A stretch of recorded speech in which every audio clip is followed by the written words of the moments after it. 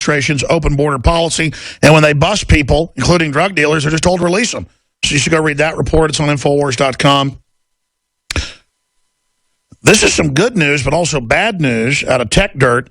Obama administration at first, well, here it is, obtained emails show FBI's general counsel briefly concerned about privacy implications of license plate readers all over the country, tracking everywhere you go, but was basically overruled.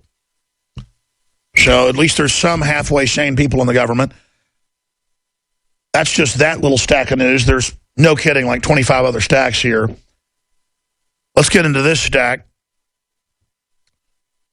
Senator Rand Paul vows to block NSA vote without ballot to end program. He wants a vote, up or down vote to end it. I would like to have a vote on ending the bulk collection, he said. So good news to him, using the power of a senator to filibuster. Continuing here with the news, coming up, leaked Fukushima containers could lead to hydrogen explosions. That's the Japanese government. RT reports. Chemtrail wake up, Kylie Jenner and her 10 million Twitter followers get news about secret geoengineering program. We'll break that down as well and more. And the latest on the Clinton scandal. Stay with us. Third hour straight ahead. There are so many video clips I haven't gotten to today ahead of Mr. Dent joining us on the economy. I played this one, but I'm tempted to play it again. It's up on Infowars.com. Candidate Obama debates President Obama on government surveillance. Mayor de Blasio blames gang-on-gang violence for recent crime spike in New York. You know, the police have been slow rolling and not talking to community people in Baltimore and in New York and other areas, and crime is just exploding. And I mean, that's the issue. Yeah, you've got some of these crime-infested areas that end up having the worst police because it's just a culture of crime. But then you compare the police to the street thugs, there's just no comparison. And that's the problem, is that George Soros, again, I keep explaining this because some people don't understand. George Soros wants to make a revolution against local government, to smash local government, to bring in the feds. It's an easy equation. It's a communist playbook from the Nazi collaborator.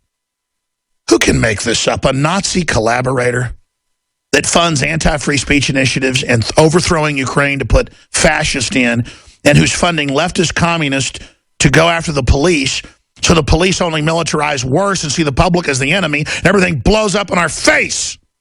I mean, how obvious does this have to get, people? And then the minority of folks, and I don't mean race-wise, I mean a minority of people go, you just love to worship the police. Oh, yeah.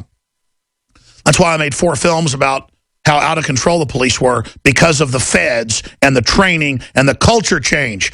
I tried to stop this from all happening. And now I'm trying to stop the next phase. And you know, I'll probably fail. And then all you idiots can kill each other. But I'm not going to be part of it. I can tell you that right now. See, I'm getting really angry. And everybody knows it's not an act when I get like this. I've been on the air for 2 hours now. The stuff starts to get to me. And then physiologically, I just start getting pissed off. So let me just try to settle down for a minute. Okay, there we go. I mean, we're sitting on top of a communist revolution in this country, basically, with cities burning. And the culprits running around are trying to shut my show down and harassing me. People like George Soros and Media Matters, and I'm tired of it. I mean, if you were actively engaging these people, folks, you'd know how real they were because they'd be in your face. And I just cannot believe America accepts the domination of these scum. Here's the headline. Leaking Fukushima containers could lead to hydrogen explosions. That's in Japan. And then I have another report that I meant to send to Nico, but I didn't. But it was dealing with China is to build a whole bunch of really dangerous reactors, and even their own government, part of the government, saying don't do it. And here's my issue. I'm all for nuclear power if you could run it right and that they weren't always leaking and blowing up. The northern hemisphere of this world, I was saying double the radiation than it was in the 40s. It's triple. And so the issue is they don't retire the plants after they're supposed to be retired. These corporations, the leaders just want profits now and won't run these things properly. And they don't even build new designs of them. I'm all for innovation, folks. but not the way it's going. Containers holding contaminated water at the crippled Fukushima nuclear power plant are at risk of hydrogen explosions, with 10% of them found to be leaking. As many as 333 containers may be defective, according to TEPCO. It's just an ongoing meltdown. And again, can you guys try to forget the exact headline? I meant to IM it to you, but it didn't come through, Nico. It was a headline about China building questionable reactors, I think was the headline. They just green-lighted it. A whole bunch of them. Leaking Fukushima containers.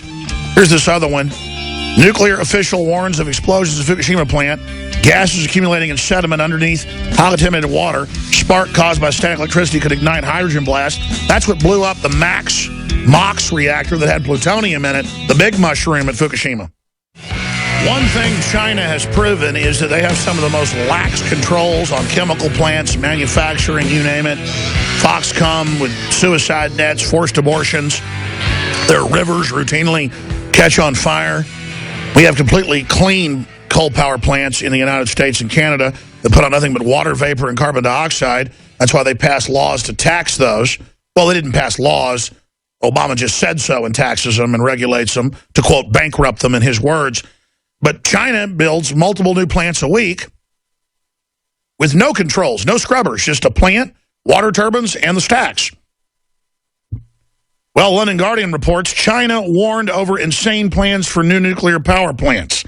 I mentioned how 300-plus containment areas TEPCO believes may start blowing up at Fukushima. Again, I've never been against nuclear power, except these corporations don't run these things properly and don't retire plants. I mean, they run these plants like you'd run your frat house. There's like beer bottles laying around, except they're radioactive. China warned. He Zhongyu, I think you pronounce it, a leading Chinese scientist, says the country is not investing enough in safety controls after lifting the post-Fukushima disaster reactor ban. And it goes on, he ran the country's nuclear weapons programs, you name it, and says that they're going to build scores of these plants basically on the same type of designs the U.S. had 40 years ago. I mean, this is a disaster in the making. Go read the London Guardian investigative report. And I only mention that because it shows the above-the-law nature of governments. Take the Clintons. Hundreds of millions of dollars the last decade of charity money they kept for private jets and mansions, and foreign dictators giving them money. London Guardian, again, is reporting on this. So is Associated Press. Clinton Foundation donors got weapons deals from Hillary Clinton's State Department. So you give money to Hillary Clinton, and then she says we can give weapons to this country. Billions of dollars. I mean, just unprecedented corruption because they're getting away with it. Now, Harry Dent's been coming on the show, I don't know, 5 years or so, and he's a best-selling author, made a lot of big predictions in the 80s and 90s, was one of the top guys at Maine Capital. He's a routine guest. Folks know who he is. HarryDentResearch.com, HarryDent.com/Alex Jones to find some specials and deals on his books that he's kind enough to offer our listeners. But I wanted to get him on because he's the author of The Demographic Cliff and the editor of the free newsletter Economy and Markets. And I won't go over his whole bio and where he's worked and what he's done. Folks know he's a prestigious guy. But he did accurately predict that we would see, starting last year, global depressionary curves. And we're now seeing that. But you've got the QE Unlimited and the race to the bottom, so you've got inflation in luxury goods and some other areas. So it's almost a perfect storm, at least what I'm seeing in Austin, where stuff does cost more money, but at the same time, there is a depression in all the businesses I know people have, and in talk radio and everything. I mean, it's demographic. I guess the only growth area is going to be in medicine and stuff like that. So we've seen a lot of developments now where they admit the economy is growing at 0.2. That's with Cook numbers.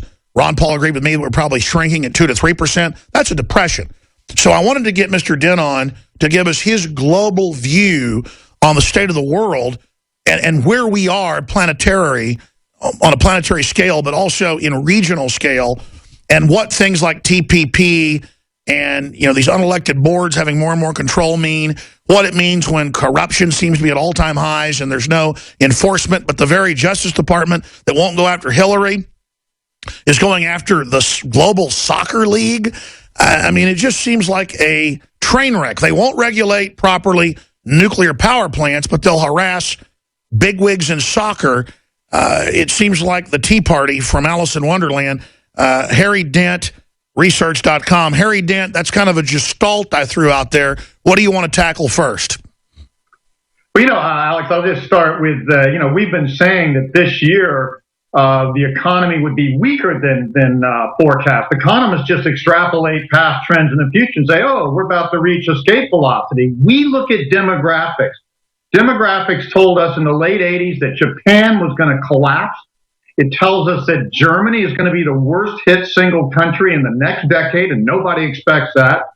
It says that the affluent in the United States, who are the last part of our economy still spending because they go to school later, their kids go to school later, they peak in spending later, they're getting ready to drop off, especially in 2015 forward. So everybody's looking for this, endless QE to turn into something when, first of all, it's something for nothing. I don't know how anybody gets that you could create money out of thin air, trillions of dollars, and solve any real problems. All you do is keep the bubble going that government started in the 80s and 90s. And the more the bubble goes, when it finally bursts, it's going to be more painful for everybody. And China, you were talking about China earlier. I've said over and over again, U.S. doesn't even know what a bubble is compared to what China's done, because China's government has had the most control and impact over their economy. They have overbuilt condos and housing, 27%, industrial capacity, 30, 40, 50%, all other types of infrastructures. They've moved 250 million people in the last 12 years, no skills from rural areas, and they just haven't built stuff for nobody. They're building all these empty condos in cities, in ghost cities and stuff. So China's the biggest bubble. And what I'm seeing as an update, Alex, from last time I was on is, the markets are finally kind of getting in a confused state. They've just been up with all this free money coming in and pumping them up. There's nowhere else for investors to go. But starting in December of last year, they've gone sideways. And the reason is there is a disconnect between the economy in the U.S.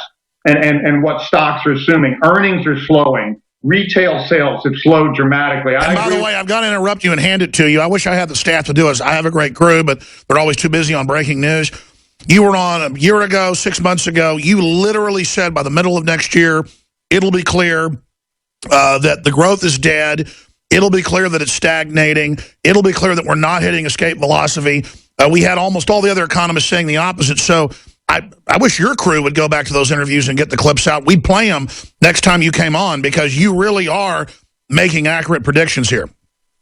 Yeah, and again, we've just got good, simple tools. We're not doing anything magic or complicated. We know from cradle to grave when people spend money on everything, when they enter the workforce, become workers and consumers, when they buy their first house, their largest house, their first car, their luxury car, when they spend money on childcare, camping equipment, even potato chips. So what we do is not a mystery. We look at the predictable things people do as they age from the macro. I've got a graph you guys have. It's called the spending wave.